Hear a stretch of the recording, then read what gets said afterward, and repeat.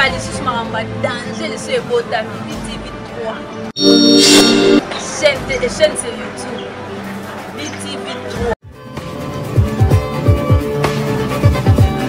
Bana poto, bana partout, bana monde entier. Balobi site à Mounene. BTV3. Babi, l'ana m'a bien na 4 BTV3 pour se retrouver. Emmanuel Chadari Ramazani, premièrement, c'est un ministre honoraire de l'Intérieur de la République démocratique de la République Mobimba. Vous comprenez? Et il n'a plus cette aimabilité d'Akotambola n'a document officiel. Et je pense qu'aujourd'hui, là, nous sommes en train de parler d'un Congo nouveau avec le président Félix Tshilombo Tshisekedi. Ce n'est plus le temps de Joseph Kabila que nous et puis il faut savoir que le monsieur Chadari c'est un monsieur colérique. Mais c'est Chadari, toi tu peux balkaniser ce pays, toi Chadari, toi. Parce qu'elle a menacé la fille. Non, je dis à la fille qu'est-ce que tu me connais. On lui connaît lui, mais qui ne sait pas. Chadari devant la Constitution. Chadari Emmanuel représente.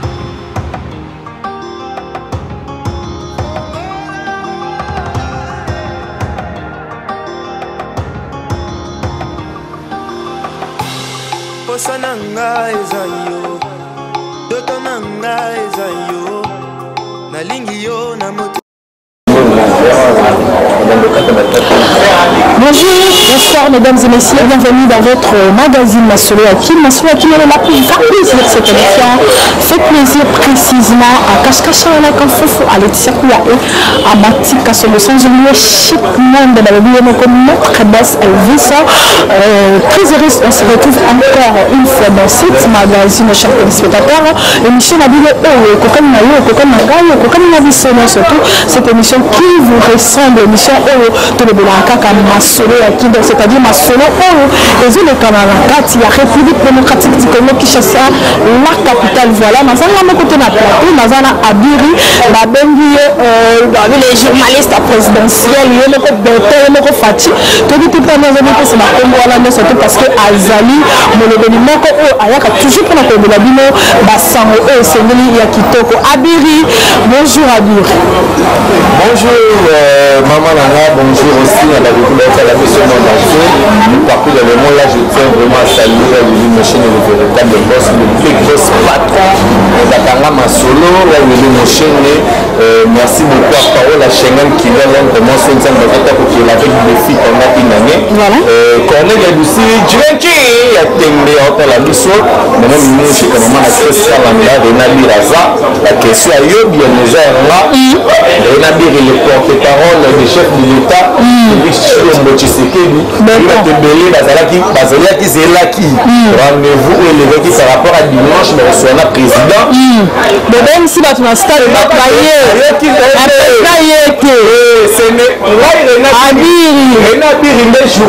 Samedi Tozalaki na siège Jacques Abunda sengi population à IDPS bac et de stade. J'étais là.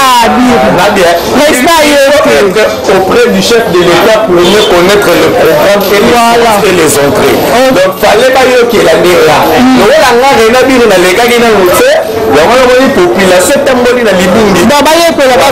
Général, le général Kaboundou à Kaboundou. Fatou Beton René Abir, le cardinal monsieur de la presse, autrement dit Macron Mandela Kabila. On a des prises à sous comme on a dit, la pouvoir. Kabila de la presse. Ok, voilà, année 2020, année d'action, dit le président de la République Fatou Tshilombo. L'article par rapport à ça. Voilà, merci beaucoup. C'est vraiment une très belle question qui demande aussi une très belle réponse. Merci beaucoup. Premièrement, Madame Nekonabiso va aller partout dans le monde parce que partout où le chef de l'État il a été, nous avons tous vu ou remarqué présence au moins il y a 5 races à monde. Nous depuis Obama banda pouvoir na enatinga tika pouvoir na atikala jamais ko rassembler 5 races na réunion topé na rendez-vous topé na meeting. Mais tous qui surpris aux États-Unis, tout le monde 5 races à monde qui représente déjà c'est un président Azara président Komote mais Azali président il y a planète. Il a été bien reçu à Paris, la Belgique, il a été là et actuellement là, il vient d'être d'être là la carte à Londres. Merci beaucoup le gouvernement tout à Londres au monde dans la mission en ce moment. Merci beaucoup aussi la mission congolais parce que la mission délai. Mais le président répond à l'heure na ba invitation de Kwalibanda Mboka. Mais pourquoi la mission a négligé? Le président a négligé invitation au a négligé un mot, président a négligé un mot, mais toutefois faut savoir Félix Tshisekedi il ne fait plus partie d'un parti politique. Au moment que nous sommes en train de parler, c'est un président de Kabila, il est président de Jean-Pierre Bemba, il est président de toute une nation de la République. De tout. Il est président. Donc, à ça, la responsabilité vraiment moins belée, il fallait qu'il accourir à quoi il n'a jamais à perdre Congolais Moko pour aller se faire plaisir à rassembler dans la carte de je vais vous parler du réseau à laquelle parce qu'il y avait un Congolais qui souffrait beaucoup d'une forte maladie au niveau de l'hôpital général Yangalema. Donc le président s'est dit, comme la Bible aussi nous dit, vaut mieux laisser 1000 personnes aller que de perdre un âme.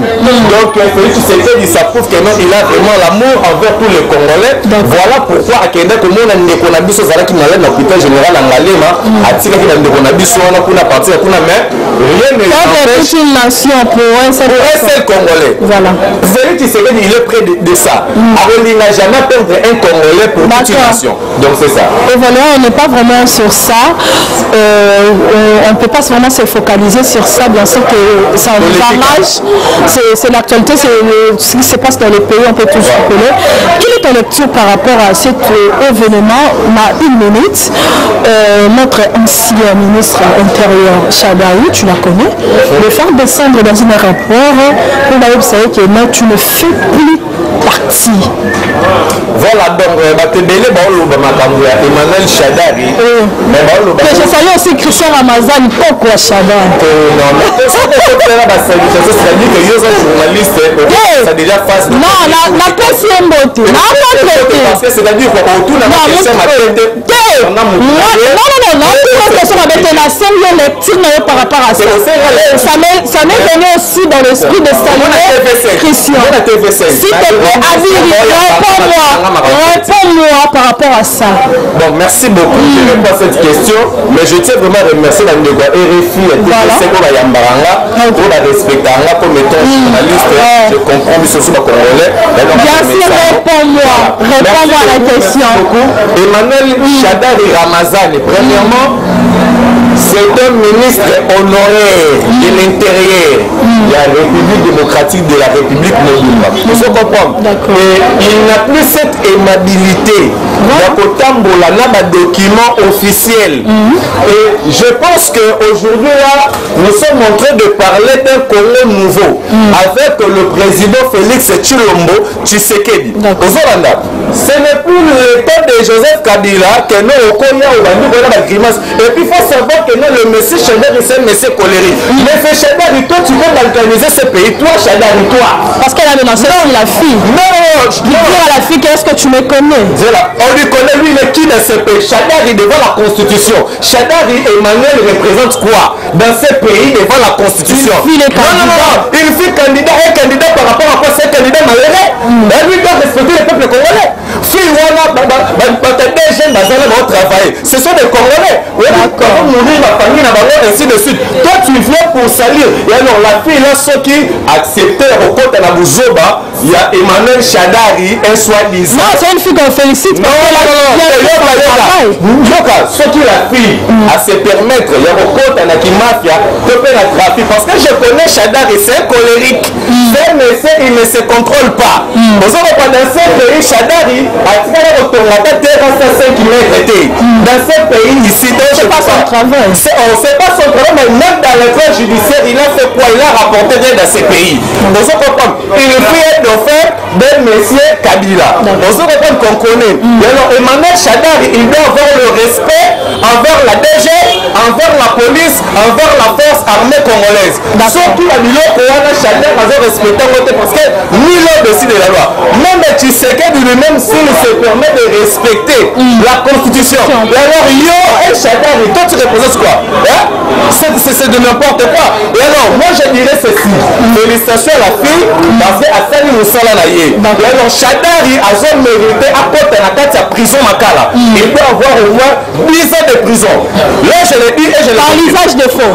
Par l'usage de faux, comment tu peux aller tricoter? Comment tu peux aller tricoter? La DGM au niveau au corrompe et se faire voir que non je suis, toi tu me connais, toi on te connaît Chadari, toi tu es un candidat malheureux. On te connaît ça. Merci beaucoup Abiri. Évoluons dans cette émission. Maman Janine, le président de l'Assemblée. Voilà. Tu l'as suivi, non? Oui, Janine Mabound. Notre président sénateur. Présidente du Sénat. L'Assemblée nationale. Voilà. Tu l'as suivi, non?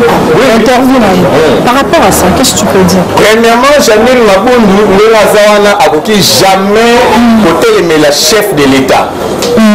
Là, vraiment, c'est vraiment quelque chose, au dessus tout Congolais, tout ce qu'on déplorait en haut. Le chef de l'État, c'est le garant de la nation.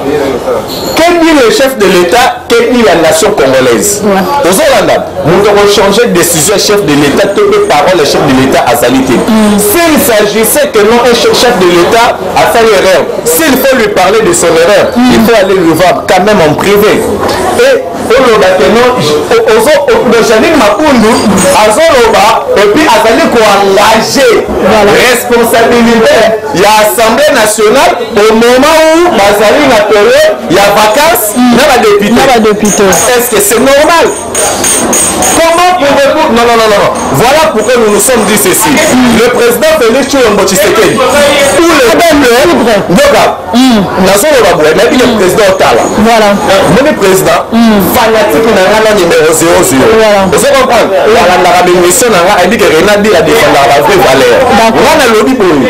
Président Félix Tshisekedi, ce que l'Ili a solo, Moka Ezala en paix, au dirigeant de la Kimia, il faut maintenir, pour exercer pouvoir, et dissoudre le Parlement, et puis au rond-point, Ezali accord na FCC. Parce que tu n'as pas une majorité parlementaire. Oui, s'il s'agit que non, Tshisekedi a dirigé Mboka, s'il s'agit que non, Tshisekedi a dirigé Mboka sans avoir la majorité de notre parlement. Oui, il doit accepter ça. Oui, son peuple que ça dit majorité naïe. Et lui, Chadar, il dit que non, il va chercher comment déstabiliser ce pays. Lui, Janine Maboundou, toi tu es qui dans ce pays, Janine? Tu as fait quoi dans ce pays? Et vous acceptez que le président dissoudre cette assemblée? Le président va dissoudre ce parlement. Là, on donne d'abord. Je donne au président de la République 48 heures. Abir. Non, le banote. C'est moi Renard qui parle. Voilà. Macron fatigue le temps de la presse. 48 heures. Je donne à président Félix Tshisekedi 48 heures. À ça, il a pouvoir naïe. Ils sont que voter qui était pour l'accord. Le voter qui était pour Janine Mapundu, d'ailleurs, à Sarana naïe. Vous comprenez? Le voter qui était pour. Parce que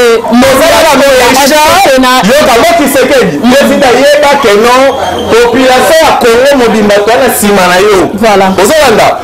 Je parle au nom de la population congolaise. J'assume cette responsabilité. Je m'adresse directement au président de la République. Je lui donne 48 heures à dissoudre le Parlement. Ceux qui a dissoudre le Parlement, nous sommes prêts à sensibiliser la population. Nous sommes prêts à dissoudre le Parlement. On a suivi dans ma casse. Comme ça, la armée, la police, la population, voilà.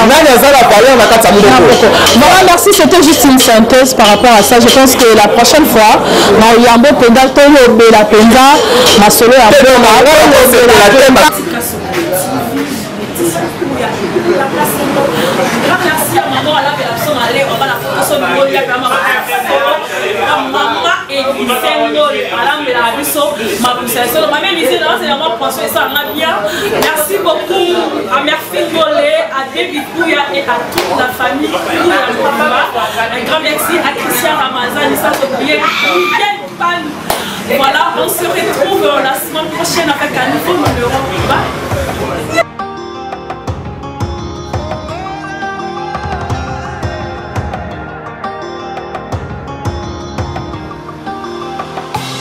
Posa nanga eza yo, doto nanga eza yo, nalingi yo na motema, zala nanga tina suka, tindelanga banjelu, fungola lola na yo, mapamboli ekita, molimo na yo esimbanga, nayebi na yo na kolonga. Danger, je suis beau d'Amidi TV 3. Chaîne sur YouTube. BTV 3. Bana poto, bana partout, bana monde entier. Balobi site munene. BTV 3. Babi, la nama amboa bien na kata BTV 3. On se retrouver.